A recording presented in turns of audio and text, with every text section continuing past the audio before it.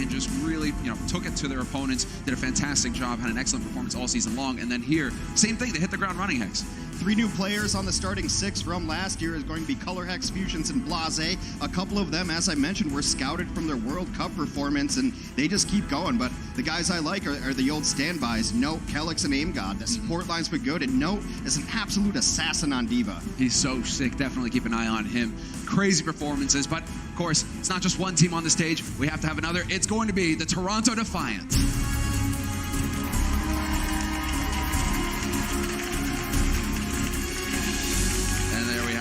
Making their way out into the auditorium. Toronto Defiant, another team that is impressing right now. And if you were a fan of Boston last year, you're going to be familiar with some of these faces. Neko is a former Boston Uprising support. He's on this squad. They've got a nice mix of Overwatch League veterans from last year finding a new home on Toronto. And this has been an interesting team to watch. They've got a lot of good players, but sometimes the synergy has not quite been up to snuff. That's going to be the thing that Neko is going to be looking to exploit. One point that we need to bring up is the fact that he is playing against his old team. Was on the Boston last year, and now he's going up against them toe-to-toe. I mean, he's definitely going to have a bone to pick with them, Hex. You don't even have to really look that deep into it. I asked these guys at our meetings before the season started, because they've got Envy and you've got Neko. I'm like, what do you think when you face your former teams? Like, we have to win. Yeah. We must win. So they're not even trying to hide it. Like, it's not just another game. This is a revenge game. It's your former franchise. You want to show them that you made a mistake. Let me walk away. Exactly right. So let's see if it goes to their heads. We have seen that backfire on players, where we know that's what's going on, and they do not manage to perform at the level that we're used to, because it does affect gameplay. But Neko, he's a veteran now. He's been here for quite a while on the main stage, and so he's getting to continue to show us what he's capable of here today. Boston Uprising, I mean, all of these guys are monsters. Still mid of the pack in terms of the standings, but they have had some of the most elite, in terms of teams that they've had to go up against. Well, the 2 losses that Boston has are to NYXL, so we always kind of, they're the best team. They look decent against them, and then they lost to Shanghai, a very last-second roster change where Fusions wasn't allowed to play, and so they had to scramble and get a different main tank in, so I think we don't really know if Boston's good or bad yet. Yeah, that's what we're going to be looking forward to here today. We're going to be kicking it off with the map set on Busan, presented by Toyota. It will be Control first. Think King of the Hill. Think the first team to pick up 2 points on this map will win. Take the area, control it, you get the percentage all the way up to 100%. We do that in best out of 3 in 3 different stages on a single map, representing the lovely Busan. And this has been one of my favorite maps because I like chaos, I like style points, and a lot of teams have run very interesting compositions on this map. You've embraced life, Hex. Chaos reigns, the root of it all. But we're going to be getting into the action now. Boston Uprising versus the Toronto Defiant. Both teams on the offense, and both teams out the gate charging. It's exactly what we want to see. And Hex, no, they're messing with us. There's no way. Do we actually get to see the old veteran? Well, I think we're going to see something like that. We've got a couple of players out there scouting for Toronto to see exactly what the other team wants to run. And it's actually Boston that makes changes off of a tank-heavy composition, going to more damage-based, and now changes all across the board. No fights yet. The point's unlocked, and the teams haven't even seen each other. They're just feeling each other out right now. Exactly. Okay, what is it that they've got in store for us here? Because there is that moment where you're not quite sure. You guys can see the heroes that they're picking at the top of the screen. The players, they have to see them in person. They have to figure it out. So they take the time to try and set themselves up to win this first fight. And it's so important to get first control. You want to hit the ground running, but Defiants are the ones to pick it up, and they are currently going toe-to-toe with the Boston Uprising. In this composition, the Zaryas are so important. That's what you're seeing on your screen now. Zarya getting high energy up. The number below the crosshair correlates to how much damage she is able to do as a hero. Still back and forth on the point. Toronto likes to run the Moira hero, which a lot of teams don't because they believe they can maybe get the ultimate charge up in that first fight. Not quite the case there, as Boston will take first control on Busan. Neko is so close as well, dying at 92%, and he's not even going to stick with it. We've seen this in the past as well. You go for that one play with the Moira. If it works, fantastic, fabulous. If it doesn't, you just change back to the Zenyatta. You get that Discord Orb in play. When you get that Discord Orb, it's a debuff. It's something that you put on your opponent, and it makes him take 30% more damage. It's a big difference. And so that's going to be his main role here, trying to facilitate his team to set up these kills. Ivy looking for the grab. Ult online. Rally is used, and there it is. He sees the opening, grabs them all, gets them into this. We do still have Kelix doing a good job of hanging out on the edges, and he will delay with the sound barrier to keep his team up. Aim God used Transcendence to keep his team alive, and now he's going to try to buff it back up by picking up a couple of kills. The problem with having a Moira early on means that you're not going to have your own Transcendence up because you just switched to Zenyatta. So now Boston Uprising should pretty much have a one fight if they use the Graviton Surge against Toronto Defiant. Yeah, there's it's a lot on Envy to try and get in position to block it. You know, that's the real game. Keep an eye on that big mech, you know, that's kind of flying all over the place. Has the ability to delete abilities, basically. Catch them out of the air and just delete them from existence. And so that's why you see a lot of dancing here from Zarya. She's trying to find that opening, and she sees it immediately. Hides it behind the wall, grabs the Defiant as they make their way onto the point, and there will be a self-destruct kill coming in on Roki, but we lose Note. He's not able to get into a fresh mech. Well, Roki gave up his life, but he was able to use his ultimate early to keep them alive during that combination. And now they've got Neko use his Transcendence too. They're picking up the kills that they need. A few more and they should be able to secure the point back, and that will be what happens. About 30% for Toronto Defiant on the point, but now Boston sitting at 84% is probably only one definitive fight away from taking the first stage on Busan. Yeah, they're about to have both of their support ultimates coming up. Rally, though, could be used to just initiate in here. You know, get everybody all big and beefy with the armor. And yep, sure enough, no time wasted. Blase just going to start using that ultimate, rally his team into the fight. Defiant, however, giving ground, not willing to fully commit. Nice delay on a rally of their own as well. Blase not quite going to be able to capitalize on the kill, but the self-destruct chucked out in the open, and we're going to see finds one kill on Fusions. And the Defiants, they will hold for now. This is a good sign if you're a Toronto Defiant fan. Their combinations are coming to fruition. The biggest combination in the game right now when you have these 3-tank, 3-support compositions is using the Graviton and then the self-destruct. Because it does burst damage rather than just damage over time, it's a very good way to eliminate high-health heroes. Nice positioning there from the Defiants as well. Wanting to take the fight early. If Boston were going to go through the high ground again, wanted to be there to meet them. Instead, Boston going to go ahead and set up shop here. Backs to the Fisher. They cannot fall. They got nowhere to go. They have to go forward, and we see that Fusion's leading the way with the hammer. Trance going to be used already here by Neko. A delay on it from Aim God as well. They find the kill on Color Hex. This is huge. Defiant setting themselves up to win this first point. Trance was forced, and if they had Graviton, they win this fight, but they're able to pick Color Hex before he's able to get that ability off, and now Boston on the back foot. It's just cleanup time for Toronto Defiant. They're going to try to get this D.Va out of it, but it seems like all over but the crying. Yeah, this is done. Notes is the last one to fall. The rest of his team aren't going to make it back in time, and it will be the first point. Going the way of the Toronto Defiant. It's looking very clean and coordinated right now, Hex, in terms of... You may have those jitters, you know, first round, first map, you know, getting in, not quite sure how it's going to go. But right now, the Defiants, you know, they're sticking to their game plan, and it's worked perfectly. We mentioned this composition, so important for your Zarya player to be your standout player, and right now, the Toronto Defiant Zarya, Ivy having a great game as opposed to Color Hex. Ivy's got 61% average energy, Color Hex 44, and those numbers don't seem that different, but in practical use, they are very different. You can see it just in terms of the damage dealt. You know, if you're keeping 61% energy, you're just getting that more. You're getting more damage. He's got 6,700 damage dealt. Color Hex on the other side, 3,500. That's a big difference. And it was that late death for Color Hex that probably cost him that stage. He had Graviton ready, they just got Transcend baited out and unable to stay alive and lofted in there. We'll see if they can rebound here on our second stage. So this one, fighting around the middle this time, different setting. New point. And let's see now, Defiant. Now this is a bit of the standoff. Neither team wants to make the mistake first. That will cost them an early kill. But the Uprising so far doing a good job of forcing the Defiant to give ground. Defiant need to be careful about splitting up too much. Do not want to get cut off from the group. You want to stick together as 6 and work together with your abilities. The early poke fight is so important for Zarya to try to get energy up. You see right there, taking damage on barriers, both personal barrier and allied barrier, and a big spike in energy for Ivy is now he's going to be doing a lot of damage. Oh, there it is. Contributes. Blase goes down and Fusions to follow. This is going to be a one fight for the Defiant. There isn't a whole lot they can do. Color Hex trying to stay alive, and they will not let him. Excellent work with that hunt. It's so important to chase down Zaryas and not let them live through to the next fight and stay alive, because once you kill a Zarya, the energy we talked about being so important resets back to 0. Then you have to use your allied bubbles, as we call them, to get the damage done, to get the energy back up, and it's simply less resources you have going into the next fight. They don't have to worry about Color quite as much, at least until later into the fight. So Color right now feeling the pressure. Not found a final blow yet. That will make a difference, but it's going to be Fusions leading the way. Fantastic shatter straight into the mix, but we have the Trance. Excellent positioning there from Neko. Avoids the ultimate, and so he can keep his team alive.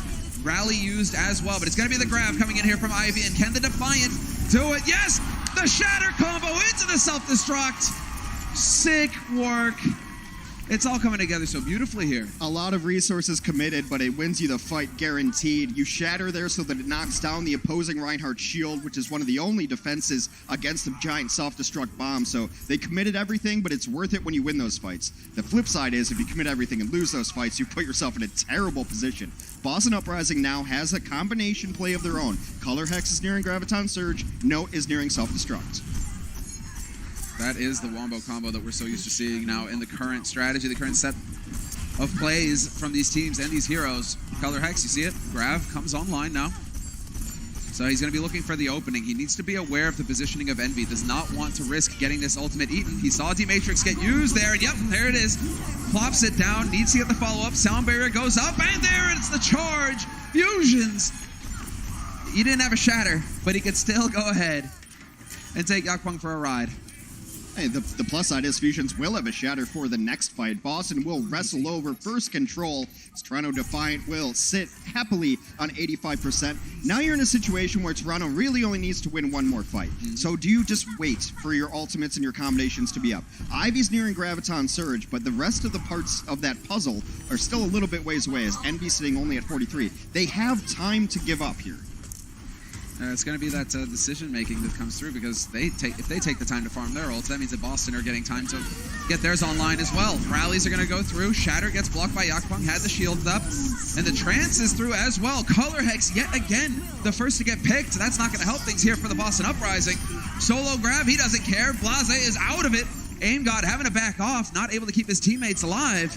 And just like that, the Defiant take control of the point. Boston's in trouble. Lucio's trying to get out with his Zen. He's their best chance of being able to get back to the point and contest it at 85%. And it's just a great reactionary play from Toronto. I don't think they were going into it expecting to use ults, but when they got pushed on and the ultimates were used to no effect for Boston, they decided, well, this is a great window. It's our time. They used them and it worked. Get in this fight. Now, exactly, Boston have got no room for error. We're into overtime. If they get off the point, this is done. They have to keep him alive, but Fusions overwhelms. Too many angles to worry about. That shield only faces one way, and this is it. Uprising getting wiped off the face of the planet. It will be the Defiant to pick up the first map in this best of 5 series. The tanks for the Boston Uprising getting isolated and then punished for it. A pretty dominant first map for Toronto. Highly one-sided. Defiant really showing that they're here to play today. Hex, they're here to win. They get that W. We're going to take a break, and when we come back, we will see how it all plays out on the second map.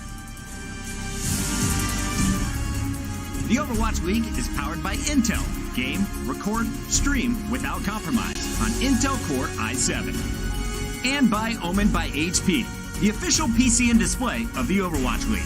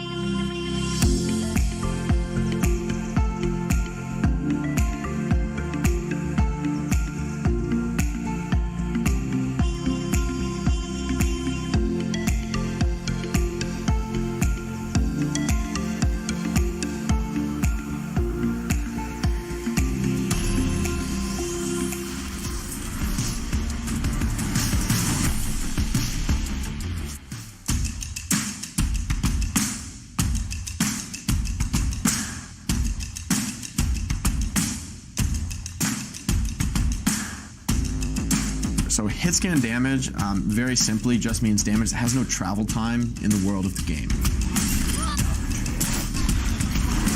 Hit scan, like McCree, you just shoot wherever your crosshair is. As soon as you click left click, it'll hit them. Conversely, a projectile is something that you actually throw out into the world of the game, and only if it collides with an enemy over time will it actually deal damage. So some of the classic hit scan heroes in Overwatch would be McCree, Widowmaker, but many heroes blend that definition. And the characters that are all projectile would be characters like Genji, like Pharah. All of their weapons have travel time, which is really the key element of a projectile.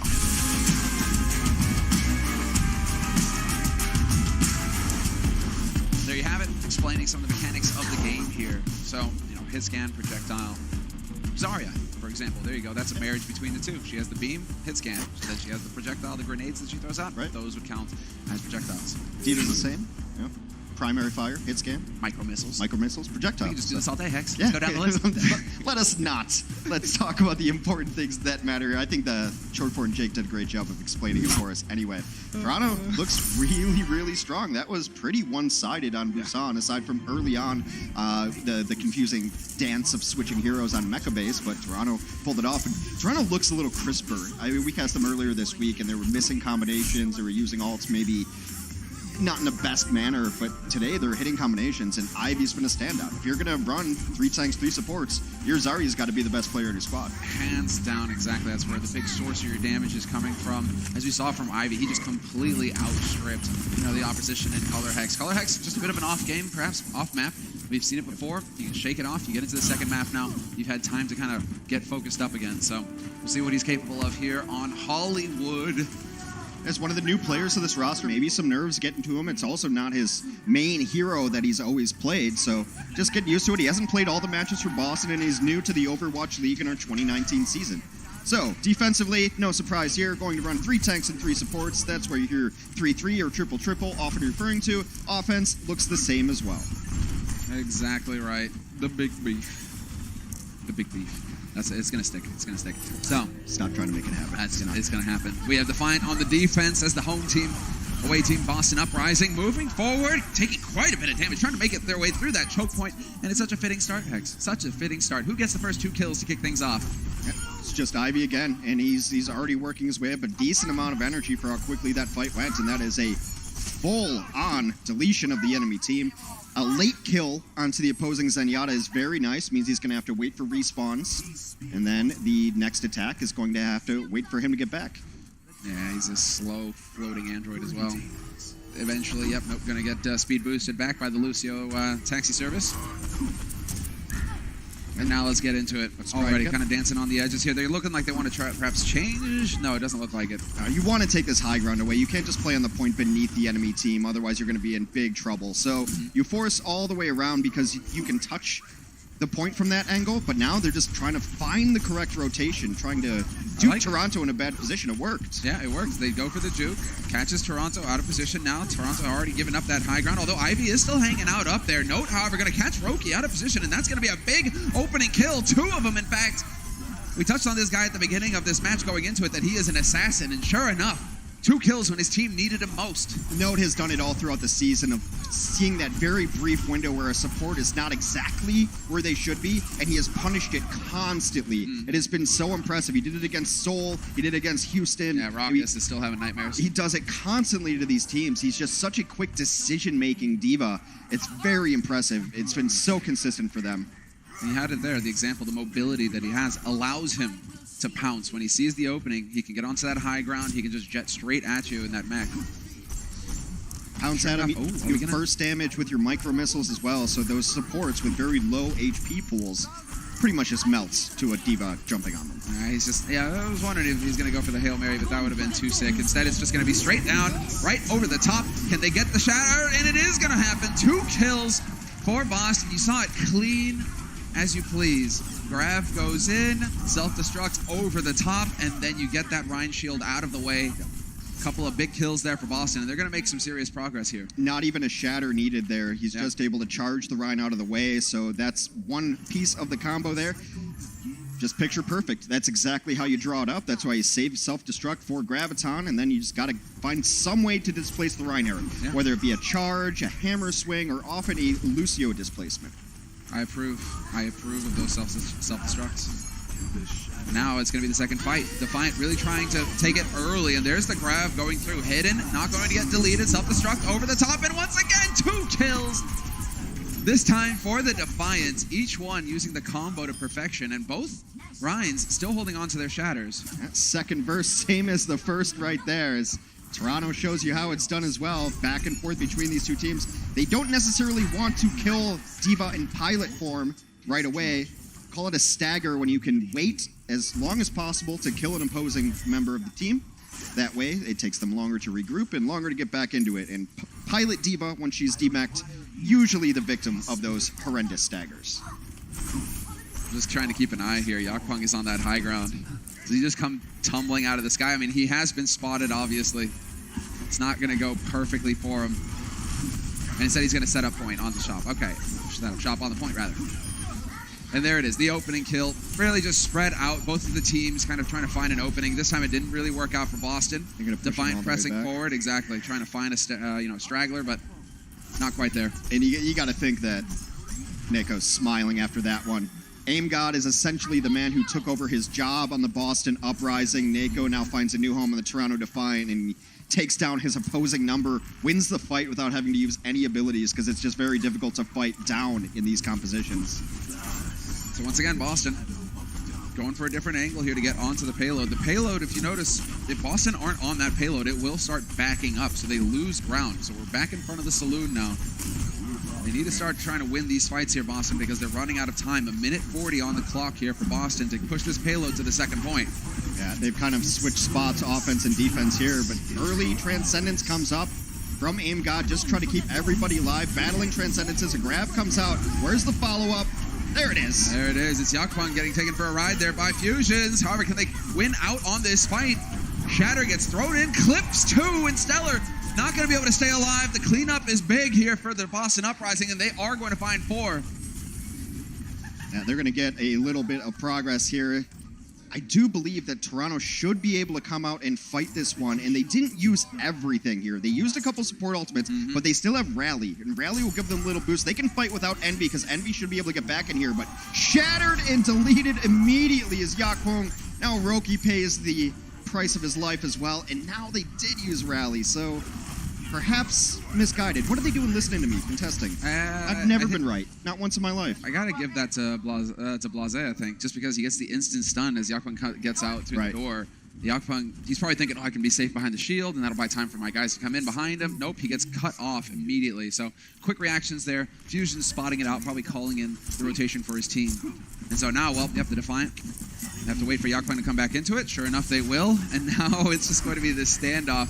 Kellick's on high, skating on the walls. He doesn't care about leaving marks. Gets grabbed in. The self-destruct is there as the shield down. It gets knocked out of the way. Envy's able to pick up Color Hex in this engagement.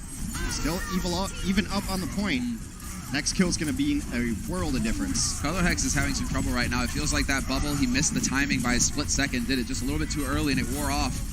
Probably would have survived otherwise. Instead, it's going to be 2 kills. Make that 3. Ivy kills himself somehow. And Boston Uprising now making progress towards the home stretch. Here it is, the final alley. That's the 3rd point there. The Zarya projectile will do self-damage. A lot of players will use it to actually enhance their jumps and get to places on the map where they're not supposed to be able to get, but sometimes you're a little too close firing that in and you end up taking yourself out of the equation. Let's say now they're going to have to set up the defense here, Defiant. As soon as it gets into the VIP spot, that is it. This first half of the map will be over. Color Hex going for the grab. Solo, he doesn't care. Can he find any of the high-value targets, though? Yakpong still going to go boom. And this is going to be Boston Uprising nearly getting it there. Last-second contest by Roki, and now we have the trans getting thrown in as well by Neko. Trying to keep the team up, trying to stagger things out. It's much better here for the Defiant. Got to get these kills. To get the kills, and they are just barely going to keep the contest going. This is unreal every single time. Boston so close to getting it done, but they aren't able to withstand. They will clean it up. The music you hear means that we are getting towards the end of the timer on the map. Below 20 seconds now.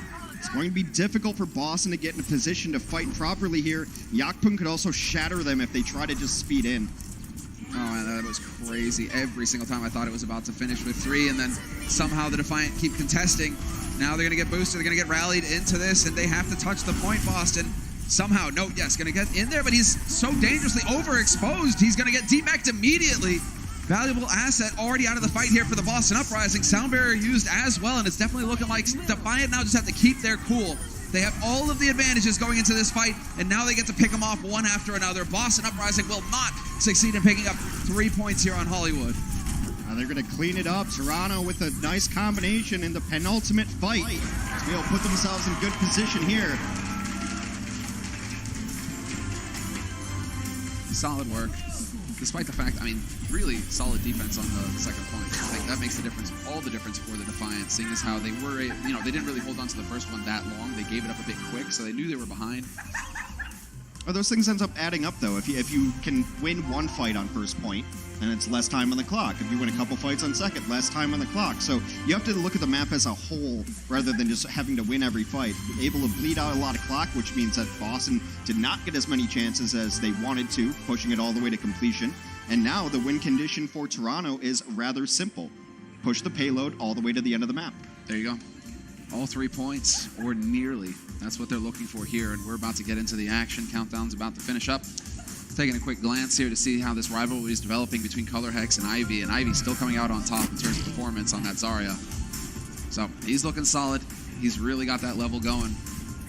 Ivy really setting himself up to be a standout player here for his team. Yeah, in this meta, you have to have a good Zarya. You look at the best teams, the teams at the very top, they have a very strong front line, tank line anyway. Guys, be sure to stay tuned. We have 4 matches of Overwatch coming up today. This is the first one. Next one up is going to be Spark versus the LA Gladiators. You can watch them here as well. So, be sure, stay tuned. Loads of matches, loads of games coming at you today. It's a beautiful Sunday. So beautiful in the map and the Hollywood outside. The Blase is dancing. A little bit of shuffle from the Brigida. From Blase. That would be the shuffle. You know, he doesn't want to put any more in. You know, for a guy named Blase, you know, he's not going to put more energy into a shuffle than is absolutely necessary. You know, like that's the extent of dancing that he's willing to do. Yeah, just a little bit of top rock, a little bit of shuffle. I get it. The quick wrap coming in here from Defiant. And they are going to stick, not going to go for the juke. Boston will rotate down to the point, however, to meet them. Color Hex trying to take advantage of that high ground. You want to take at least one of the high grounds, and then where the offense approaches really dictates which high ground you're going to have access to as the defense. Still poking away both teams. No one even getting low right now. Neko gets a little bit low, but no one out of position, and now Toronto has taken over one of the high grounds. Yes, they have. And that was Ivy also putting pressure, not allowing Color Hex to get comfortable up there on the balcony. And this is all going to fall apart here for Boston. They aren't even going to win the first fight. This is going to be Defiant picking up the first point in record time. They did a good job of the poke war and just kind of biding their time and patient. Envy then takes the initial high ground, which is on the top right side of your screen right now, able to rain down a ton of damage without ever being bothered. They're able to isolate Color Hex, take him out of the fight. And, I mean, just to put a punctuation on this, Ivy already has Graviton Surge ready. Yeah, Ivy already has Grav, and he was the one I was really keeping an eye on here in that fight, just doing a great job of hiding himself, making himself a difficult target, and then exactly, spotting out Color Hex, right, can't let him get comfortable. I got beef with him. And now it's going to be the Grav, potentially here from Ivy. Rallies thrown in on both sides, and so he's looking to just buy a little bit of time here. Losing Yakpung pretty much ends this fight for Defiant, so you're not really going to see any more ults get thrown in. You see how highly Ivy values his energy charge on Zarya. He's like, I'm at 100, I'm leaving. Yeah. You guys lost one? I need to be in there at the next fight with all the damage in the world. So a quick retreat there. Color Hex now has his own Graviton. Rallies used on both sides of the last fight. Also, a Shatter came down from Fusion, didn't catch much. So a small advantage in the ultimate economy for the Toronto Defiant. Exactly right. There he goes, trying to get the volleys going in. But he's got to be John Allen spot, exactly. You can see he's kind of hiding behind these angles because he does not want to get caught out by any stuns, anything that would stop him from using the trance, or, well, turns out he doesn't need to worry about it. Will get the trance in there to keep his team up, but they just get obliterated. Boston Uprising, not a chance. Envy, an Overwatch League veteran, spent some time last year on the LA Valiant. finds himself a new home, is making a new name for himself. The combination play for the Toronto Defiant has been absolutely stellar today. Get that? Stellar? Hey. Yeah, sorry. I'm sorry. I'll show myself. Be proud. Be proud of the puns. As far as the Defiant are concerned, though, they're also proud of Stellar and his performance so far. He's looking great. But now it's on Boston Uprising to rally here. They need to figure it out, and they are at risk of getting split up. It will be the self-destruct just thrown in here to initiate on the fight. Nothing for it. No, unfortunately for him, not going to get any value, really. It's not a terrible play because Color Hex was still very far away from his Graviton. They weren't going to be able to get that combination anytime soon. Fusions goes very low, but swings back, takes out Yakpong. Very difficult to fight without your main tank. And I get this composition overall, you hear us say it's very difficult to fight with that, because it is so dependent on the synergies of each hero working with each other that when you lose anybody and the compositions that are going to be very tanky, very upfront, going 5v6 just almost never works. These are very damage-light compositions as well. It's good of you to point that out. This is why we focus a lot on Color Hex and on Ivy. If a Zarya goes down first, statistically, you're not winning that fight, or the odds of you winning it go way down. Because not only do you lose the bubbles, you lose the damage, the ability to just shut people down. It's Defiant now. There it is. Rallies into the fight on both sides. Color Hex looking for the point-blank grab, perhaps. Could find the opening here. He's just doing as much damage as possible. And yep, decides to hide it behind the hay bales. They're going to get pulled in. No follow-up, however, and no kills. Instead, it's going to be Ivy straight through. And let's see, can they do it again? Self-destruct over the top. Shield is down. Infusions is going to go boom. Tank is out of the fight now for the Boston Uprising. They have to give ground. It's simply just better execution of their ultimates right there. Oh, yeah! Neko dropping the Boston logo. Let's go. He knows it. He's fired up. I love it. It's just better execution, and it's because Note threw in that self-destruct early, then Color Hex feels like, well, we're not going to have self-destruct for this next fight. I see a good opportunity for a grab. He uses it there, but now Boston trying to come back in. Self-destruct is up in the air. It doesn't catch anybody. So, Ivy is instead going to find Aim God. Trance is getting used on both sides by the looks of it, or it's the rally rather from Blase, but this is not going to bear out here for Boston. They are getting cut off from each other and picked off one after another. They're letting Boston throw a lot of resources into Yakpung. He's kind of been sacrificially put out there a couple times, but Neko gets in there and saves him after the shatter. Toronto Defiant rolling through this one. Oh, they're looking so good, Hex, and they've got plenty of time here. 2.5 minutes, and with a few tools to use, because once again, they have that combo online. Ivy, so good at getting grab up. Neko and AimGod are kind of toe-to-toe when it comes to getting transcendences up and able to use. However, Neko doing 1,000 more damage per 10 minutes, doing almost 2,500 more transcendence healing. Overall, is just a bigger benefit to his team right now. Yeah, he's getting the value, and Ivy is still well in the lead in terms of damage dealt.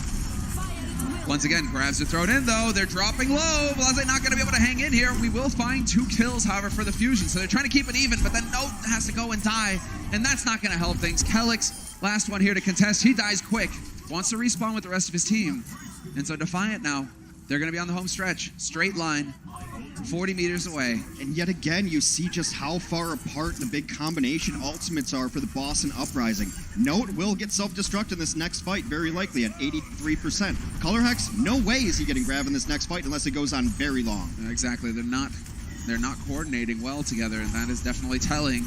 Defiant with 1.5 minutes on the clock. Ivy dropping dangerously low. Stellar in line of sight to keep him up, though, and we will have the rally here to lead the way. Looking for the stun, not going to find it to kick things off, and AimGod with the trance. Just throws it out there. Now in Ivy, if he gets that grab up, and he can certainly do it in time here for this final fight, there's not going to be a whole lot of mitigation here on Boston's side. They need to count on Kelix getting Sound Barrier up. Self-destruct thrown in again. Fusions with the counter shatter, looking for it, trying to find the follow-up, but he's not going to do it in time. Broken with the Sound Barrier, now comes the grab.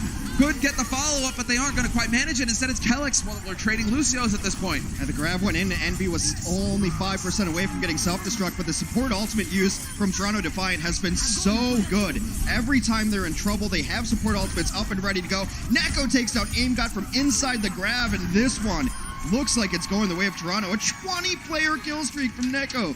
This is bonkers. Neko's just all out playing out of his mind right now. Fusions has to go to the Hammond just to try and buy a little bit more time here. And Aim got forced to use the trance because he's invulnerable, but there's nobody there to contest even with the trance. He backs off. Not gonna stay, not gonna survive, and the Defiant are in the lead 2-0 in this best of 5. They're one map away, Hex. It looks good for them. Neko's got to be smiling on the inside, a former Boston Uprising player. Oh, I'm so happy we caught that moment with the logo, too. You know, just throwing a little bit of shade, throwing a little bit of shade. We're going to take a break and we'll hear what the halftime team had to say after that. The Overwatch League is brought to you by T-Mobile. High ground or low ground, T-Mobile has you covered. And by State Farm. Whatever life brings your way, State Farm is here to help life go right.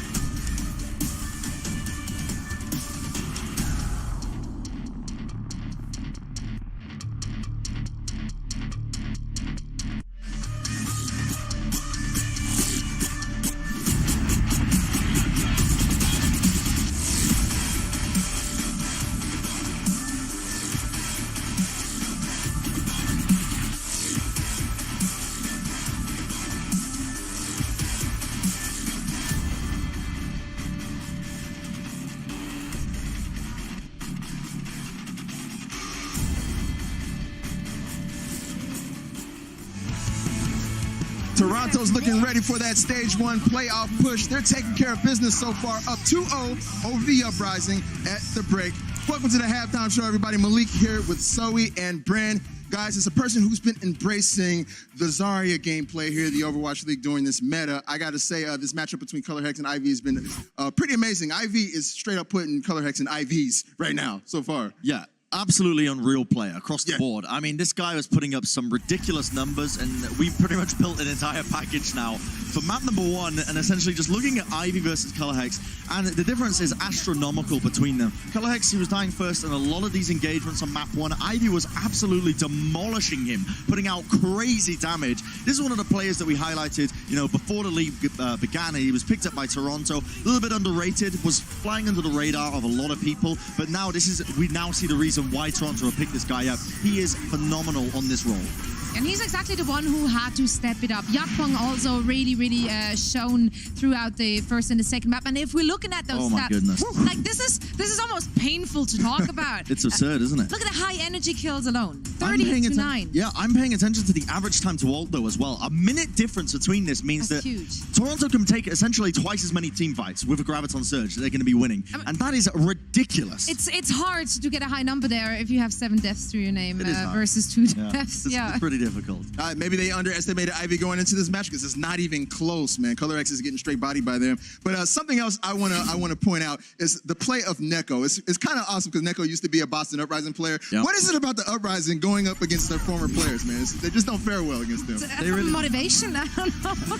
Right. So, some real motivation to frag out. That's exactly what we saw from Neko. And I tell you what, Neko had AimGod's number. We had our researcher Matt looking it up, and it turns out that he actually killed AimGod 4 times, and AimGod got 0 kills on him. So there was definitely a target on the back there. Neko overall did exactly what we expected him to do.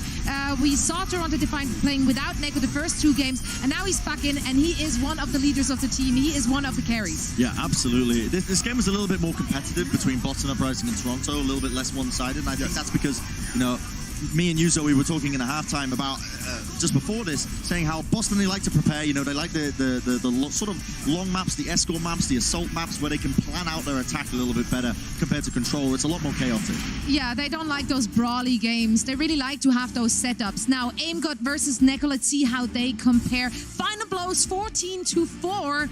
That's pretty big, and AimGod was death a lot more often, Exactly. to say the least. Yeah, that death statistic is the main one I think that we need to be paying attention to, because the difference of 4 to 12, it's huge. You know, it's absolutely absurd. He's going to be getting the transcendences more often. They're going to be winning more fights as a result. All right, so if you are the Boston Uprising, you need to pull off this reverse sweep to keep your playoffs or stage playoff hopes alive, essentially. So what do they need to do to get back into this game? What's the first thing they need to focus on? I think in the majority of the fights throughout map 1 and 2, it was kind of positional errors which actually cost a Boston Uprising. I do think that their alt combinations are really good, and their timing usually is very good. It was really just the positional errors. I swear I speak the English language pretty okay. It was that which really cost them, those little pickups which Defiant got. No, I couldn't agree more. I do also think that Boston have been steadily improving as this series goes on. I think they're just kind of ramping up, warming up a little bit. Toronto have definitely done their research and are looking way better than before, but I'm expecting Boston to now come out with even better performances in the second half. So I'm actually going to be sticking with my prediction of Boston for this one. Same. All right, well, the Toronto Defiant are up 2-0. It's been a competitive match, but can Boston get back into the game? We're going to find out right after the break.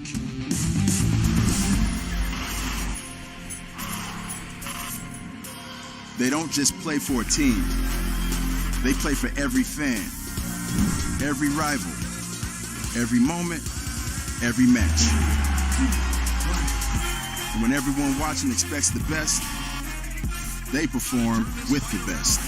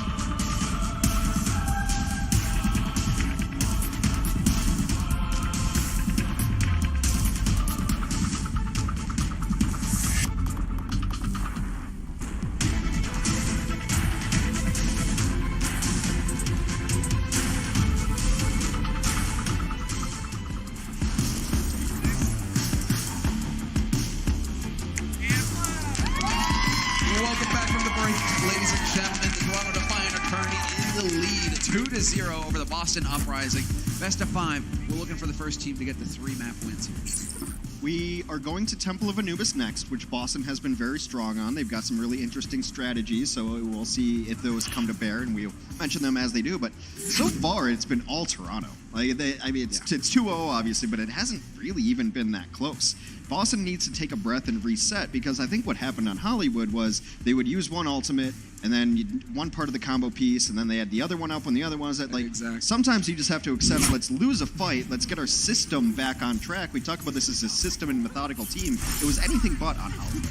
It's tough when we talk about these assassins like Note, who's in there, but it's like individual plays will only take you so far. You need to get those team pieces working together, all of the elements. And right now, it's the Defiant who are doing a better job of that. Now we're going to go into Assault. We're going to go into 2 control points. One team on the offense, one team on the defense. Yep. Team on the offense is trying to pick up 2 points. Yep, that's a very great definition of it. Temple of Anubis, of course, a beautiful map. Great artwork. And the team which did not win the previous map gets to choose if they want to attack or defend first. That's our rule set here in the Overwatch League. So Boston, of course, choosing to attack on Temple of Anubis first. They had some really interesting strats against Seoul when it came to attacking. And see if they try to set it up here and let Note play the assassin role again. But if I notice it, Toronto must have noticed it too. Oh, surprise. Yeah. Big Mech there, just to let you know there, Kelix. Got to be a bit careful. He's going to be backing off with the rest of his team now, trying to ferry them through these choke points. And they will succeed in doing just that. So solid work there on the Boston side. Yeah, Toronto decides they're not even going to try to hold that lower ledge. That's where teams have run into trouble against Note being assassinating the backline supports. So they're just going to rotate high ground. They get everybody in the position that they need to. And the person you want to watch here when you're running Winston on defense is Yakpung. See if he can get there, get all the cleave damage in that he wants. A nice big stomp does a lot of damage. And now Neko comes to life, taking down Kelix, a big kill. Once again with the kills. And you're great, pointing out Yakpung. I mean, 2 fights, and he's already at 78%, nearly 80% on his ultimate. That's bonkers fast. But we will find 1 point of tick here for Boston Uprising. Yep, each 33% on Assault and Control map, or on Assault maps, does stay permanently. So even though the Boston Uprising offense will be deflected for now, they only have 66% more to go before they take point A. Exactly. A little bit of the offense there, just giving them a chance. Can't be clean like that all the time. Defiant, though, still working with the combos, and they're about to get online here. We saw them dominate so far in the first 2 maps of this series, Ivy and Envy. Both of those ults so valuable here, but they are so good at getting the combo to work together. Ooh, that's big, though, to kick things off. Neko getting shot in the face. That's not going to help things here for the defense. Defiant down a key figure. We're going to need a big play here. Ivy with the Grav online. Yeah, Boston does not have their own Graviton, which would have been a game-winning ultimate.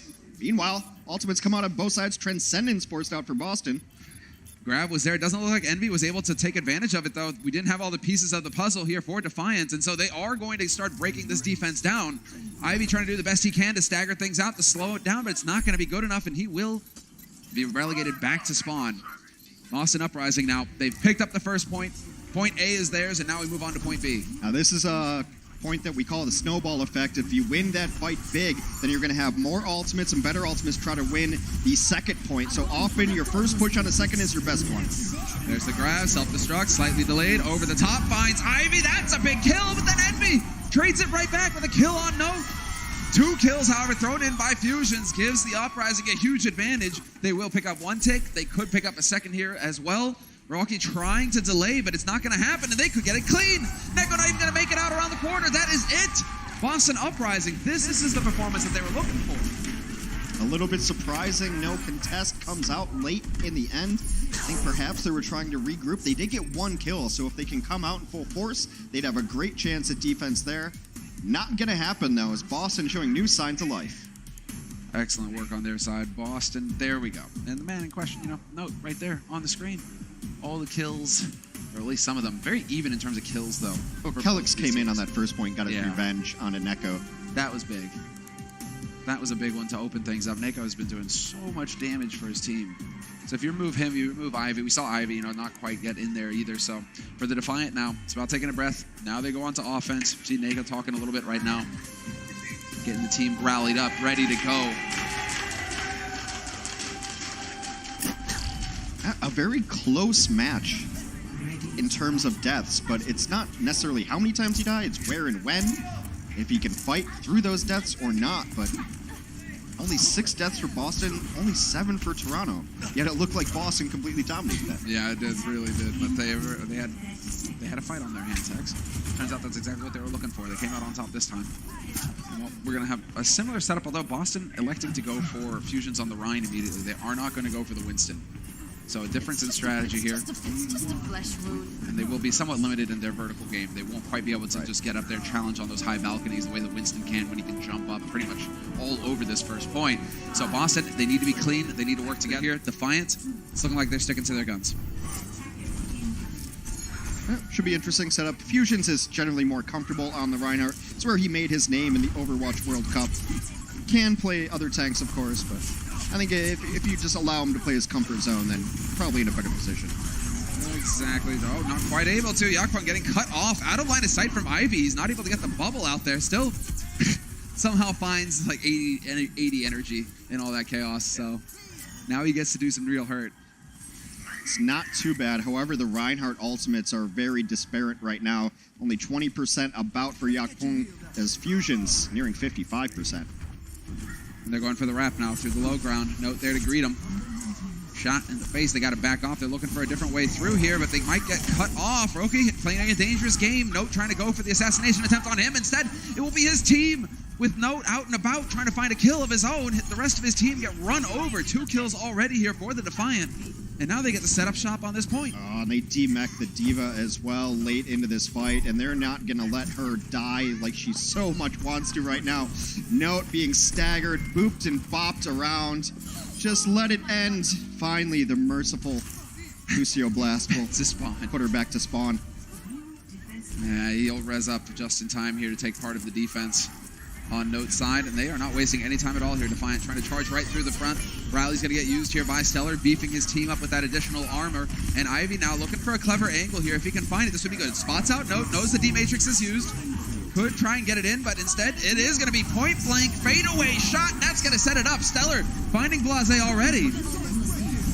Counter grab coming through now for the Boston side of things. Sound barrier has worn off, and this time it is going to be Ivy once again coming out on top in the duel. Color Hex and Fusion's dead. This is looking fantastic now for the Defiant. It's a great use of abilities that weren't the Reinhardt shield there to save them from that self-destruct. They had the Brigida shield up over there, and the Zarya used a bubble to protect her team as well. So no matter where that self-destruct was going to come down, they were protected on all sides. Now it's just about the cleanup. Yeah, and they're doing a great job of delaying things, burning time off of this block. Another May thrown in. May is gone. Can't quite make it around the corner, but now Fusion's on the Hammond. He's just going to be instantly stunned and deleted. Whoa, the grab solo. Just wanting to get rid of Blase as fast as possible. But they're so good at contesting. 1 tick only picked up. Now we're going to get the second. Might get a third here as well. Aim God immediately going to get picked off, and that is going to be it. The Defiant going to tie it up 2-2. It's about as close as it gets. Time banks look nearly identical, I believe. 5:17 on one side, 5:25 on the other. As close as it gets.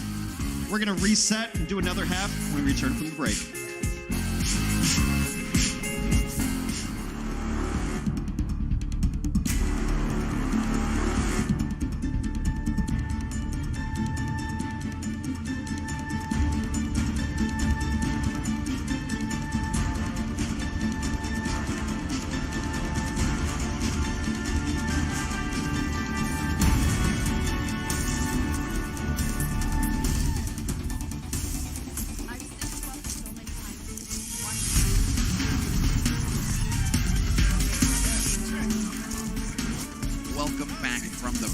Got a 0 there, so it's only 30 seconds. But we're going to be getting into the action now. Defiant. They will be starting off on the defense as the Boston Uprising. They had less time in the bank, so they're back on offense. Pressure's on them now. See if they can crack through here. And they are, I mean, perhaps at the start we could have some changes. Definitely not expecting to see that guy stay. No, that'd be more of a defensive strategy. It's a map where you can see interesting defensive strategies. Not now, of course, but you can run a Junkrat and a Widowmaker and a lot of things. But Toronto seems very comfortable in this 3-3 composition. No reason to switch it up as it was so close in our first round of play here. Teams tied up 2 points, 2 points. 5 and some change left in both banks. So let's just reset it. Let's go again. Oh, yep, let's go again. And Neko kicks it off with a headshot on Aim God. Get out! Blase gets overwhelmed, and Boston sent packing. And will we see any real changes coming through here? All the way back in spawn, not looking like it. I'm looking at the player cameras, and Neko's just been grinning every time he gets a shot on the Aim God. He's loving it right now. We got to keep an eye on him to see if he drops any more of the Boston Uprising logos anywhere. I mean, right now, Boston finding it difficult. For now, there's the boost. Speed boost straight onto the point. Kellick's leading the charge along with Fusions. Fusion's going to get stunned, though. Under pressure. Has to be careful not to get cut off and not to take too much damage. Very low. He's turning all over the place. Neko just, you can hear the dinks, the headshots going off, and there you go. Another one coming through. It's Ivy to pick up the kill on Aim God. You don't want this Zarya to live. That's why they're going to chase it down so hard. There it is. And the finish with style. Toronto's defense looking much better this time around, and a late kill onto Note. The stagger comes in strong. Come on, Neko. Do it. Do it. Oh, there wasn't Boston, though. There wasn't Boston spray there, so I'm assuming. I'm just going to assume it's him. Now they've got a... There it is. They're in very good position with their ultimates. Ivy just now gets Graviton up. Color Hex 34%. Yeah, 34% isn't too hot here. Ivy now going to be getting that energy rolling as well. Straight up to 80. Now it's grab time. Sure enough, from on high, changing up the angles. So much burst about to come down, and Color Hex is the one to go boom. Man advantage now, and that's a big one with the Zarya out of the fight. No grab to have to worry about here on the Defiant side. Ivy just gets to run amok. This one's it. They're going to be getting everybody on the cleanup here. Of note, though, is that Envy did go down during that fight, or at least he was demexed. Diva's got two forms. Mech form, when the mech blows up, you get Pilot Diva, but she can get her mech back by doing enough damage to call down a fresh mech. I don't know where these mechs are coming from. The technology, quite frankly, frightens me. It does, you know. You would think they'd have figured it out by now, and he's nearly going to get it there as well. So, should have a fresh mech here for Envy. There is a slight opening here. But he does manage to get the remech. Ivy nearly gets run over immediately. He's got to be careful. Needs some support here from Stellar to see if that burst healing is going to come through. It's not. Fusions finds the kill, but then the follow-up from Note. Neko and Yakpum getting blown up is not going to help things here for the Defiant. But they have done a great job of burning valuable time off the clock. We're down to 2.5 here for Boston. And you have to wonder if the late mech call down really hurt Envy's positioning there, because he just got his mech called down. Boston recognized this small window, got themselves in the correct position they needed to, and with the mech being called down so late and being out of position, he was not in a good spot to deny or at least help his team. Yeah, or at least make Color Hex think about it. So the Graviton in a great position. Boston cleans it up. Excellent work, and they're going to go try and just play off of this. Fusions has got the Shatter online. Rally going to get used on the side of Stellar, on the side of the Defiant. And the stun on Yakpum denied! No Shatter coming through for you!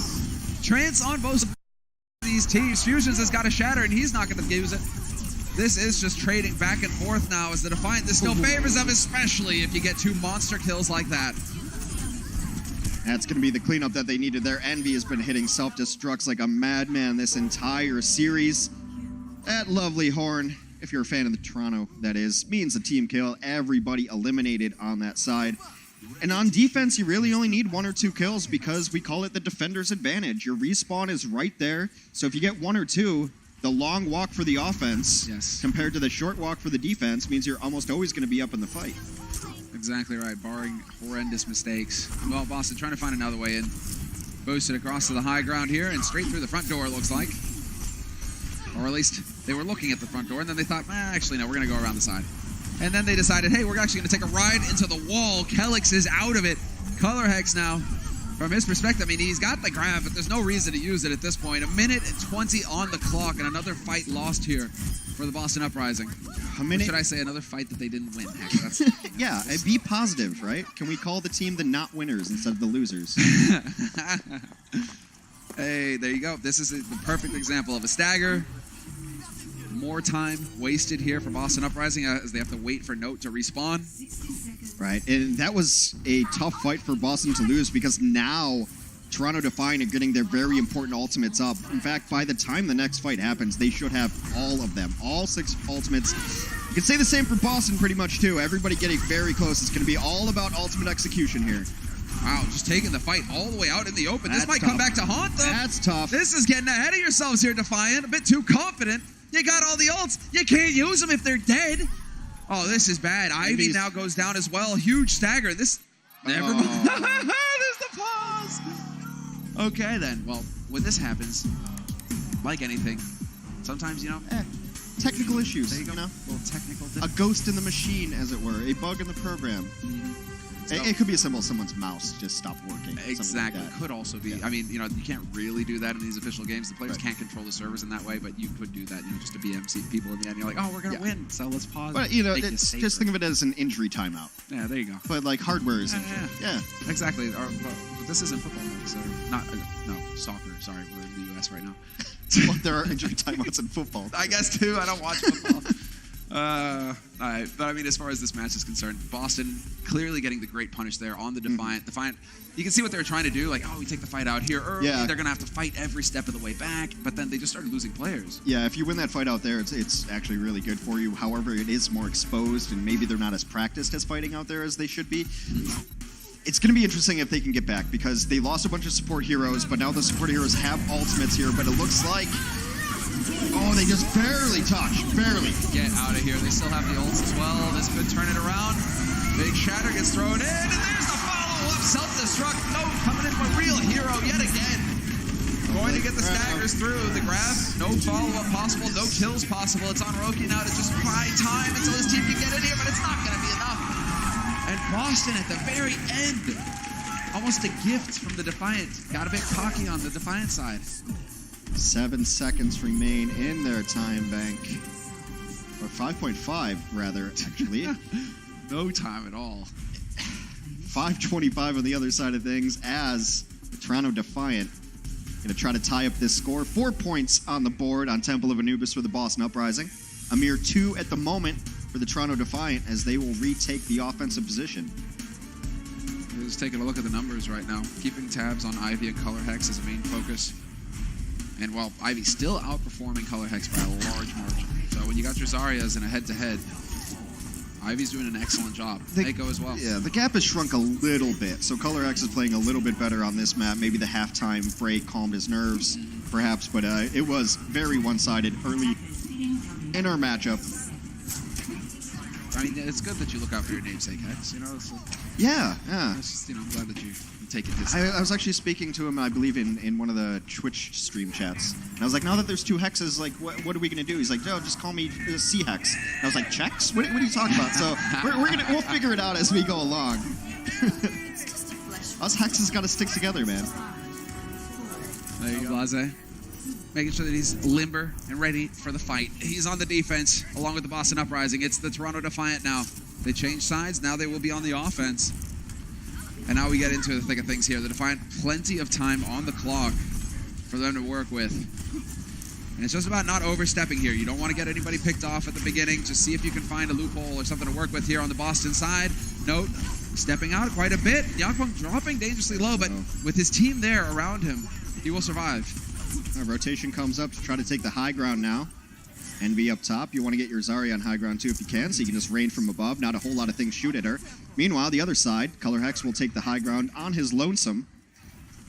Boston has really creative rotation, so we'll see if they want to just try to bully their way up top or what the plan is here. I guess the plan is just put pressure on the point. Yeah, you got to be a little bit careful here. Exactly. Envy going to be able to make it back. He needs to support his team, but in the meantime, they just get split up, and that's not exactly how this is supposed to work at all. It's almost there was miscommunication there or mistiming. Defiant, all 3 of their tanks go down on the point. All the 3 of the backliners stuck up in the room. Yeah, it was really strange there because for a moment, Fusions was isolated, and I thought they were going to try to jump on him, and then everyone just left and went to their own different things. So yeah, that was a bit bizarre. Not the coordination we're used to seeing on the Defiant side, at least so far this series. And Fusion's point blank, waiting for the Rhine to go through. No shield follow-up, however. Neko forced to use the trance. This could be big. Envy under fire, but he will survive for now. And it's Aimgot with a delayed trance of his own. Just throws it in there. Forcing the trance means that Graviton should get a lot of value here, so watch Color Hex and Ivy during the next few fights, few moments here. See if they can really find it. That shield gets burned down. Yakpung deleted with a fire strike, goes through the shields. It's time to reset for the Toronto Defiant. Yeah, time to get out of here. I think And Ivy not able to make it out either, so that energy not going to be up for him. Whereas Color Hex, you can see, is the number in the middle of your screen. The higher that number is, the more damage he deals. So it's all about staying alive and maintaining that number at a high level. Ult's online for both teams, and well, we're starting to see the Defiant struggle just a little bit here to find a way through. Boston showing that they've still got some fight in them. Yeah, you also have to be careful of Kellex, who's hanging out on the high ground. He wants to drop down and displace someone. There, he goes for it, and now they're going to try to back up the team with him. Yep, he gets the bubble. Will survive that. There's the follow-up Shatter, though. Fusion's looking to try and set it up, but not going to quite happen, however. Nope, we're just going to have self-destructs all over the place. Fusion's there to block it. He's got no shield left, however. And the grab, no follow-up on the side of Boston Uprising. Defiant, this is just all of the ultimates getting thrown in. Stellar with the ult going off is able to survive. And on the side of Boston Uprising, they're hanging in there just fine as well. They're sticking together as a group. Hex, that's making all the difference, and it leads to the kills in the end. The aggro charge up the stairs, and now it's just Ivy all alone. It's going to take Aim God with him, though. That's actually pretty decent. If they're really fast, they might have a small window of a 6v5, but we got to point out that Note was able to eat the ultimate early there. He was able to eat Graviton from the other side of things. You saw how quick Kellex just goes right back up to spawn as well. He can ferry Aim God back that much quicker. They're going to try, but I wonder if Toronto can just boost in quicker, because right now it is a 6v4 just momentarily. They do get back in position. Ooh, a little bit scary just though. for a second, yeah. The Lucio goes back because he's got that speed ability to bring everybody back into the fray. They're going to open it up with a self-destruct, and they find Neko. Unreal. What a kill to kick things off. Neko out of it. Yakpung as well. And that ends it here for the Defiant. Minute 40 on the clock here for the Defiant. I mean, they have to get 4 points, Hex.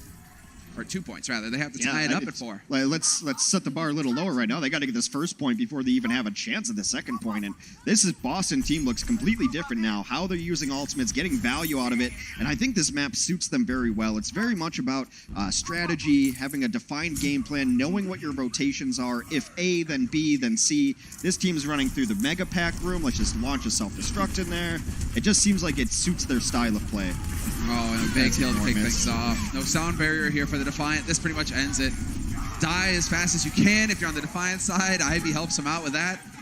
And the Defiant get reset. We're down to 50 seconds on the clock for the Defiant. The last good team fight. That's all they're going to have to work with. All the ults coming online, though. Envy's going to have to switch heroes and go back to D.Va too, because he did get demaxed, and they're not going to allow him, in courtesy of a swift death.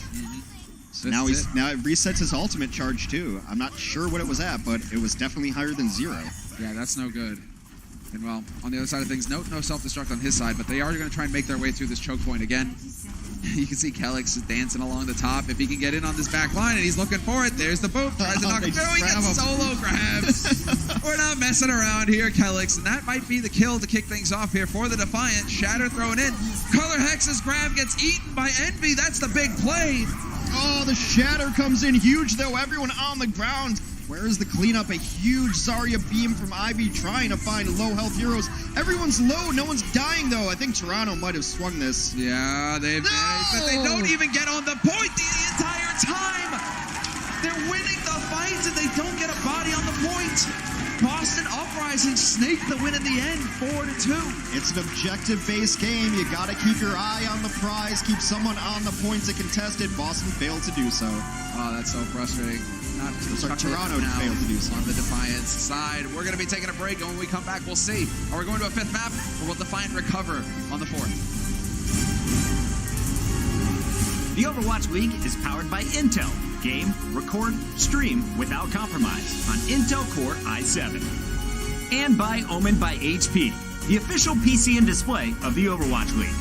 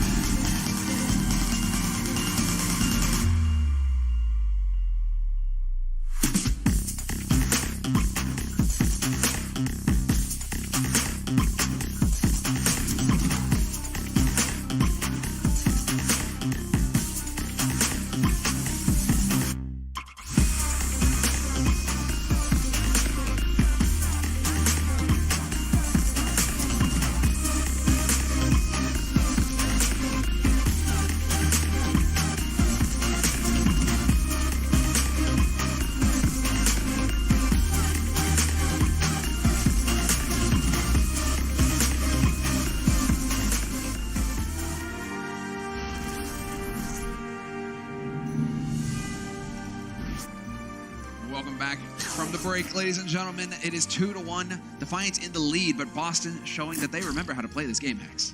Yeah, catching a little bit of a break there. Toronto stepping a little bit out of their comfort zone on their defense and then unable to play the objective on Anubis. Maybe getting a little ahead of themselves, thinking, oh, we got this. If that defense goes perfectly, then they're in a good position. But Boston sets the stage for a reverse sweep here. They're still alive in this one, trailing 1-2 in maps. And our next map is the lovely escort map of Rialto. Rialto. We're going to take a look at what actually happened here at the end of Anubis. On high, division here. Roki on the point, touches it at the end, and he wasn't able to make it back in time. He had it. This is what we were talking about in terms of how you have to keep that body on the point. You have to have one of your team on there, and he just misread the situations by a split second. Lost his team the map. It was as close can be. Not as egregious, perhaps, as last night's Shanghai Dorado situation. However, it still does cost him the map. I think Boston probably had that one anyway. They looked much stronger, but you hate to lose that way. That leaves a bad taste. But Defiant, they got the mouthwash. They're going to be able to figure this out now because this is where you just shake it off during the break, reset, and get the job done here. Defiant still very capable of ending this in 4. So, a bit of progress already, hanging out around the corner here. This is the name of the game for the Boston Uprising. This choke point, very common to see teams kind of clash into each other here. Rialto's all about the corners, a lot of 90-degree angles. You go this way, that way, this way, that way. So a lot of corner holds. But right now, Defiant in a pretty decent position on the high ground. Looks like they're just going to abandon it now as the tanks jump down onto the payload. Yeah, Fusion's doing a good job of working his way up to that shatter. Currently in the lead by a fair margin. And Ivy, right now, just hunting for a way to get energy going so that he can start melting faces. Still a bit of focus on him, but there it is.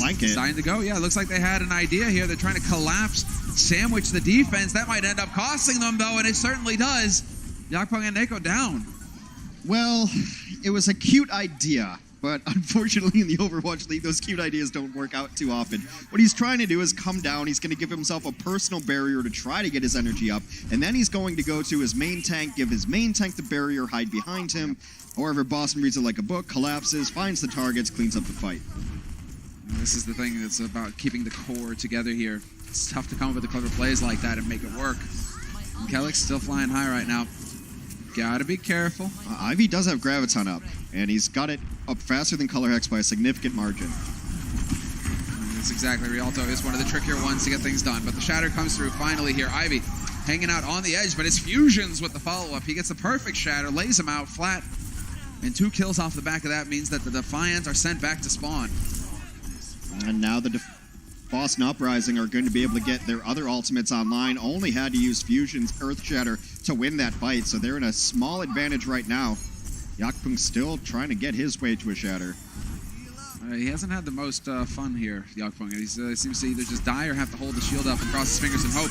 Right now, it's going to be the trance through, so he finally gets to swing that sledgehammer around. Grab gets through, however. Ivy looking for it. Exactly. Counter grab of his own. 2 big kills need to come through here, or it's not going to be worth it. And they do manage to even things up. But Boston somehow surviving. Fusions, that's unreal. No HP on him, but he's still in the fight. It's a 3v3 on the card. Fusions breaks, and that will force the Transcendence out to keep his team alive. They want to win this off fight before the reinforcements come in for the Toronto Defiant, but Ivy finds Kellex, who was riding on the wall, riding on the edge, and he goes down. Sometimes you're on the edge. You're just going to fall over on the other side without even realizing it. This is it now. The Boston Uprising looking so good there. They did manage to bleed quite a bit of time off the clock. That was a solid defense. I mean, I'm getting tired of saying his name, but you can't talk about this game without talking about Ivy. He's almost got another Graviton surge up. Yeah, for this next fight. Sound barrier's already used as well. Could just decide to throw it in here. Yep, hiding it on the cart like that. Very few ways now for the Boston Uprising to mitigate this incoming damage. It's all about the shields, and they just don't have them. They try to throw down the Shatter. Fusions is trying to save his team with it, but it is a torrent of red in our kill feed. The team kill horn comes out. Horn, bell, whatever it is. I wish it was an air horn. It's not. And Ivy continues to just chase people down with 90+ energy. Why not? Trying to get those staggers. That would be big. It would slow Color Hex down as well. Color Hex going to have his grab. But this is it. Because Ivy is so aggressive, because he's hitting all these shots, he's nearly got a grab of his own online. That's unreal. He just used one, and he's already up to 60%. It's a little bit ridiculous. He's getting one at every minute and 10 seconds. 2 kills are the most important 2 kills as well. They take up both supports. Fusions will fall shortly after. Toronto rolls through. A little dip into the canal. Going for a swim. Yeah, well, Envy, this is going to be looking very good here for the Defiant. Halfway to the second point. 2 minutes on the clock. Ult's online. They've nearly got the grab combo. Wombo again. And Color Hex, you know, that's the thing. This is what we kind of saw from Boston Uprising on the first 2 maps of this series. They're not quite lining up with the grab and the self-destruct, so it's going to be difficult for them to execute. Yeah, it feels bad, but Boston might just have to eat this one and accept it because you don't have a lot to use. A Graviton comes in. They're going to transcend. They're going to try to keep alive. Oh, looked for it, but a great play there. You got to give it to him. Fusions manages to angle his shield correctly and deny the shatter. Still 1 kill on the Calyx, but they lose Yakpung on the Defiant side. And in the meantime, they're still making progress. Fusion's having to give ground, but Color Hex finding Ivy. This could be big. It is absolutely huge. Stellar's going to fall down too. Defiant put themselves in an odd position, fighting inside a very small room. Did not work out for them, and Boston, against all odds, able to win that fight. Toronto with a major lead, and Ultimates going into that fight. Better execution from Boston, and Fusions is keeping this team alive because he's getting Shatter up so quick, and he's shattering nearly every fight. He's a very aggressive Reinhardt with the shatters. Sometimes they'll throw him at a shield because the other Reinhardt just doesn't think it's going to happen, and it somehow works. It's ridiculous what this man's able to do with his ultimate ability. Well, we just saw it there. He's reading Yakpung like a book right now. Yakpung trying to go big with the shatter. Fusions wasn't having any of it. Kept his eyes on him and just got that shield in the way. So now it's they have to do it the hard way here on Defiant's side. Note has got his ult online for the Uprising, and he's just going to chuck it right over the edge. This is going to make Defiant scatter. But they do find the angles to survive. But now they have to deal with Boston Uprising occupying the high ground like this. It's so difficult for them to press forward when they have to worry about Hex just raining in damage from above.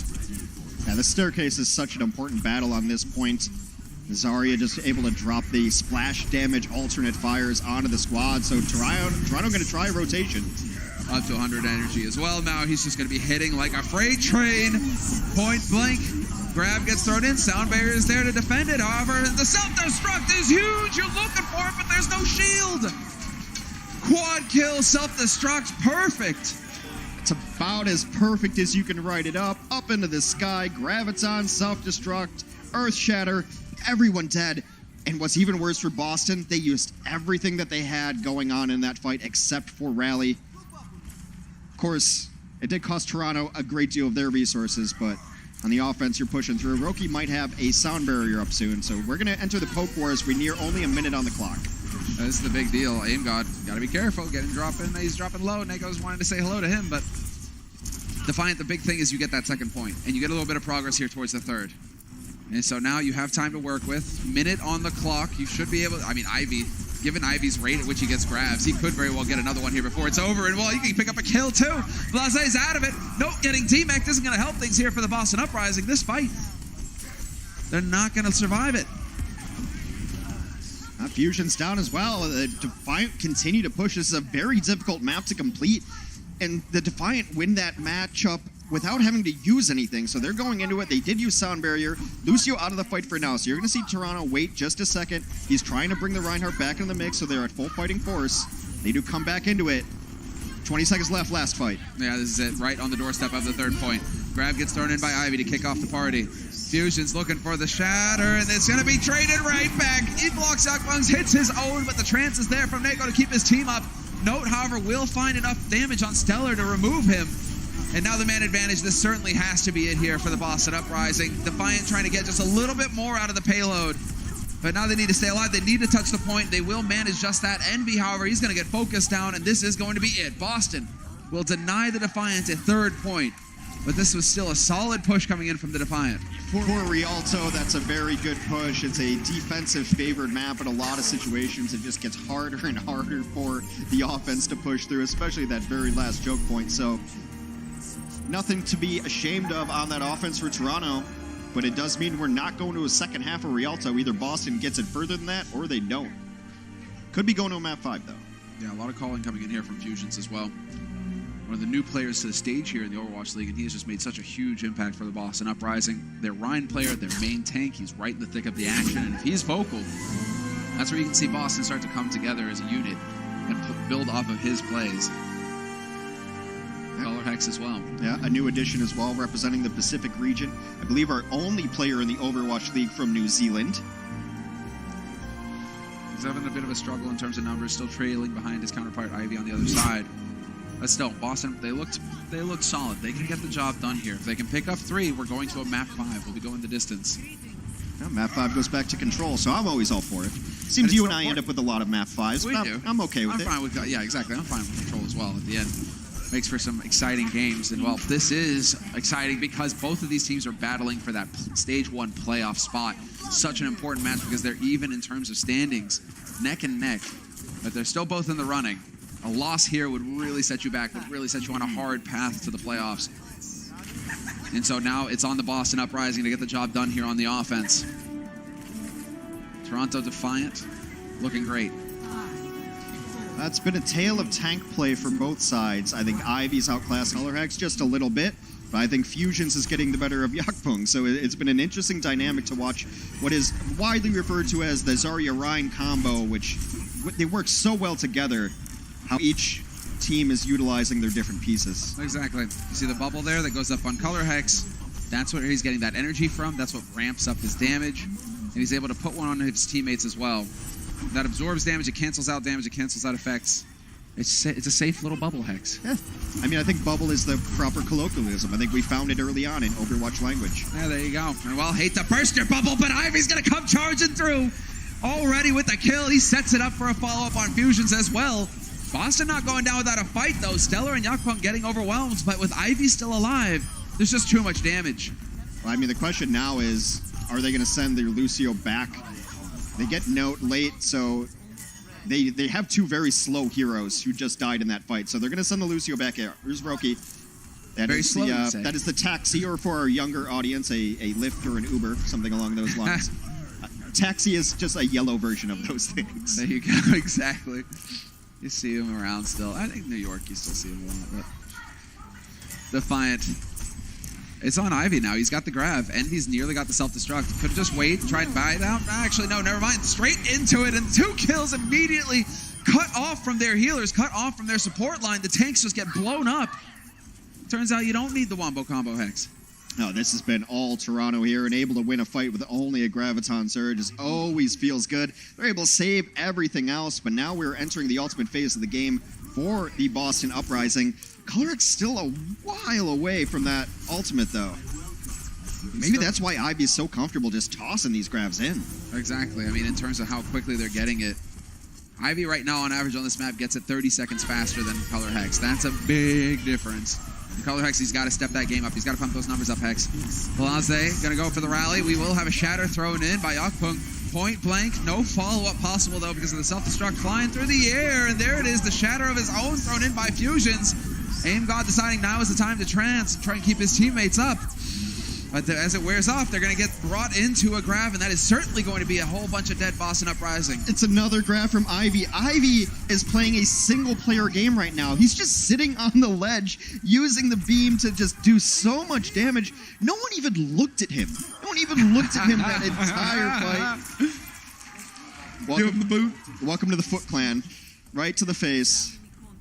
Oh, man. Oh, this is... Our buddy Eric Doa believes that they need a special icon because the melee icon's a fist. He's like, Yes. it's inaccurate. Just give it a boot. Come on. All right, Color Hex finally with a Graviton up.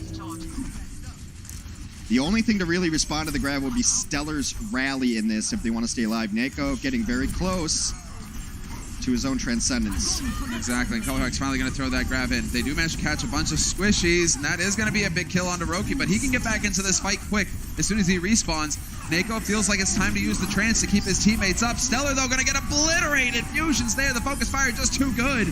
And the grabs are all over the place. They're trading back and forth now, both of these teams.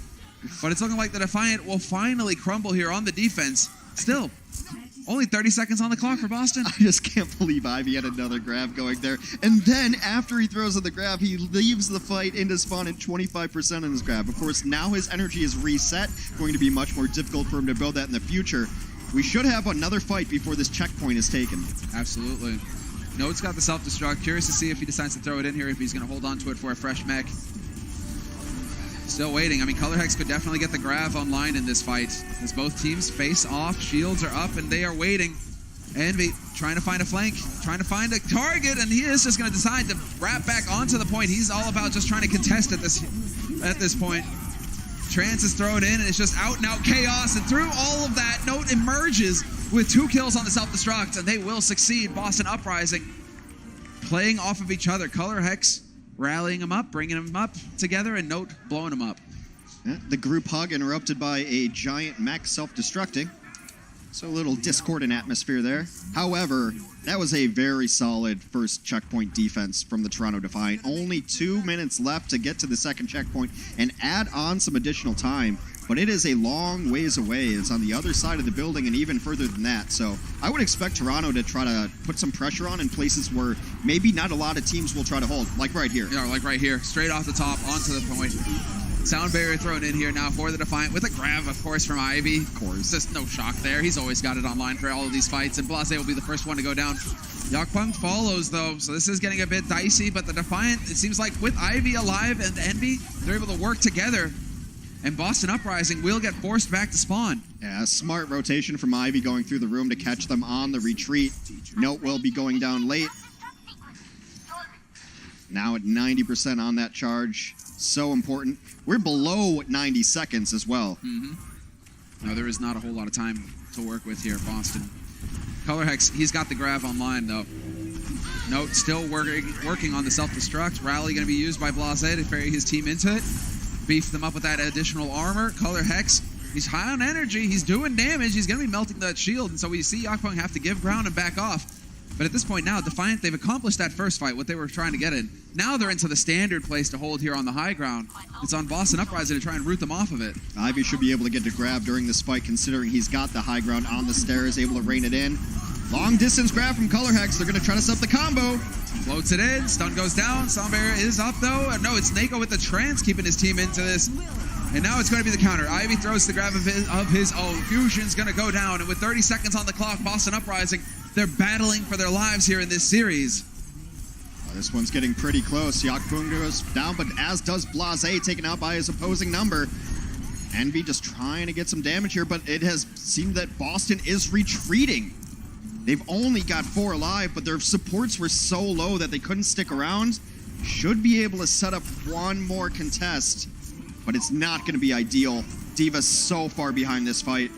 Kelix is trying to find a way in. He's already been spotted out, though. He's already at half HP. Surely he's going to die. Yep, Envy immediately jumps on him. Sound barrier used here by Defiant to kick off the fight as well. They know they have a man advantage. They know that Kelix isn't in it. Now they've lost fusions on the Boston side. 4 of them alive. The Hail Mary grab getting thrown in by Color Hex. Note so close to the self-destruct that he's going to get it off, but right now, Defiant, they've got plenty of places to hide, and nobody's going to go boom. This is going to be the Toronto Defiant holding in the end, and they will win the series versus Boston Uprising. A small misstep on Toronto Defiant, but they learned from their mistakes on Anubis. Comeback swinging here. And I think we see the budding of a new star in Ivy. Just amazing Zarya play throughout the day, supported by his tank partner in Envy, Yakpung. Everybody had a good game, but Neko's got to be feeling extra happy to beat his former team. That's the feel-good moments. That's what everybody, I mean, when you get traded off of your old team, you know, that's what you're looking to do. Hey, I'm on my feet, I'm doing better, and this is why we just won. More importantly for this expansion team, their record now rises to 3-2 with a legitimate chance to get to the stage playoffs. And as an expansion squad, you're not even existing in the 2018 season. To come in to make first stage playoffs is going to be huge. Yeah, there you go. He knows what's up. We should be hearing from him momentarily as well, so glad to hear that. Neko, after such a star performance from him, alongside Ivy, alongside the rest of his team, they've done an excellent job here, and you're right to point it out. They are the ones who take the key victory going into the Stage 1 playoffs. It's Boston Uprising who are left wondering what they did wrong. Now we're going to go ahead and hear from the man himself, Neko, in an interview. That is right. Thank you, casters. What is up, everybody? I am here with Neko from Toronto Defiant. Whoa! Congratulations on the win. Now, during halftime, I actually got to talk to your teammate, Aid, and he told me that we would get to see a more motivated Neko today. And did you feel like you were extra motivated today because you were facing off against your former teammates, Boston Uprising. 자, 네코 선수 오늘 제가 해프타임 때 에이드 선수와 살짝 말씀을 이제 나눴는데 그분께서 이런 말씀을 해주셨어요. 오늘 좀 각성한 네코 선수를 보실 수 있을 겁니다라고 말씀해 주셨는데 아무래도 예전 팀인 보스턴과의 경기라서 네코 선수 어떻게 좀 더 각성한 모습을 보였다고 생각을 하시나요? 네, 진짜 엄청나게 이기고 싶어가지고 각성했던 것 같아요. I was super motivated because I really, really wanted to win. All right. Now, talking about Boston Uprising, I saw that in the second map in Hollywood, you actually used the Boston Uprising logo spray on the floor, and you were, poking a little fun at them. And after seeing that, I actually thought that you had a lot to say to Boston Uprising. So, anything you want to say? 자, 그 두 번째 맵 할리우드에서 제가 그 보스턴 그 스프레이를 쓰셨죠? 네, 그거에 대해서 아무래도 그걸 보니까 좀 하실 말씀이 많으실 것 같아서 이 자리를 빌려서 한 말씀 해주세요. 아니, 그거는 솔직히 예전에 보스턴 스프레이를 낀 게 안 바뀌어가지고 그냥 있는 김에 좀 한 거예요, 그냥. So actually, it was already in the settings, and I forgot to change the Boston logo to my new team. So sorry about that. That's what happened, and that's why I used it. Alrighty, well, thank you so much, everybody. Give it up for Neko one more time. Let's send it back to the casters. Samler and Hex, back to you guys. I read an ad in an advertisement, Hex, that Neko had a bridge to sell you as well. Yeah, I'm not buying it. It was on accident, but I love it. I love his play, but it's beyond just Neko getting revenge on his former team. They started the day 11th in the standings. Just that one win catapults them all the way up to 6. So with a 7-match stage, it's really important to win every game. You see the big difference that happens there. Yeah, that's the thing. That's how close it is right now. The level of parity, expansions teams, and the teams from season 2018. I mean, it's a big deal. And you see just how they are all neck and neck. Now we're going to go ahead and take a look at our player of the match. Brought to you by Omen by HP. And, well, big shock here, Hex? I think not. Yeah, no, it's Neko. And the halftime team did a great job working up that he was getting the opposing Zenyatta very often as well. I think he had 4 final blows on the opposing Zenyatta after the half at this point. I think you could have given it to Ivy, but it's such an important win for Neko. They just got him back in the lineup the other day. He was unable to play the first couple matches, and it's been a big difference. This Toronto Defiant team should be scaring people who are pretty much locks to get into the stage playoffs, because I feel like on a good day they could beat almost anybody. Yeah, they're a real threat now, and it's based a lot on this guy. It's based a lot on Ivy. The two of them, the two core damage dealers for this team, doing excellent work. I'm really glad to see that level of performance coming in from Neko. What a beast. I mean, final blows on Aim God. There you go. He's pretty much established it. That you in particular, I've got a bone to pick with. My favorite one was when he was in a Graviton and he's searching for targets in a Graviton and finds Aim God with a headshot like across the map. It's beautiful. Well, guys, more Overwatch coming at you. This is the first match over here for the day, but we still have 3 more matches coming up next. So be sure to stay tuned. It's going to be the Hangzhou Spark versus the Los Angeles Gladiators coming up next after the break. The Overwatch League is brought to you by T-Mobile. High ground or low ground, T-Mobile has you covered.